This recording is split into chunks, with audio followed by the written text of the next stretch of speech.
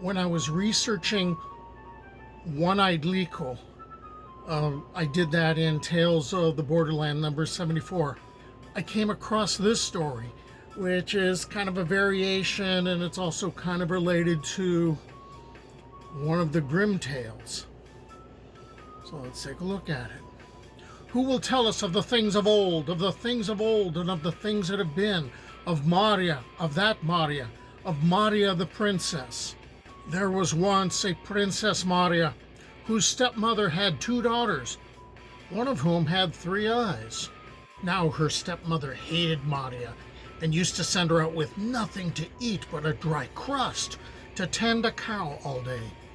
But the princess went into the open field, bowed down before the cow's right foot, and got plenty to eat and to drink and fine clothes to put on. All day long she followed the cow about, dressed like a great lady. When the day came to a close, she again bowed down to the cow's right foot, took off her fine clothes, went home, and laid on the table the crust of bread she had been given at the beginning of the day. Wondering at this, the stepmother sent out Maria's 2-eyed stepsister to watch her. But Maria uttered the words, "Sleep, sleep, one eye, sleep, sleep, the other eye," till the watcher fell asleep. Well, then the 3-eyed sister was sent, and Maria said the same spell and sent 2 of her eyes to sleep, but forgot there was a 3rd eye. So all was found out, and the stepmother had the cow killed. But Maria persuaded her father, who acted as the butcher in this case, to give her a part of the cow's entrails, which she buried near the threshold. And from it there sprang a bush covered with berries and haunted by birds, which sang songs both royal and rustic. In time, there was a Prince Ivan who had heard of the beauty of Maria, so he came riding up and was met with the 3 daughters. He offered to marry whichever princess could fill a bowl that he had brought completely with berries. This seemed a simple enough task. However, the stepmother's daughters tried to do so, but the birds nearly pecked their eyes out and would not let them gather berries.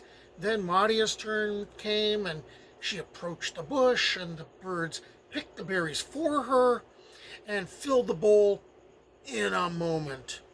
So she married the prince and lived happily with Prince Ivan for a time.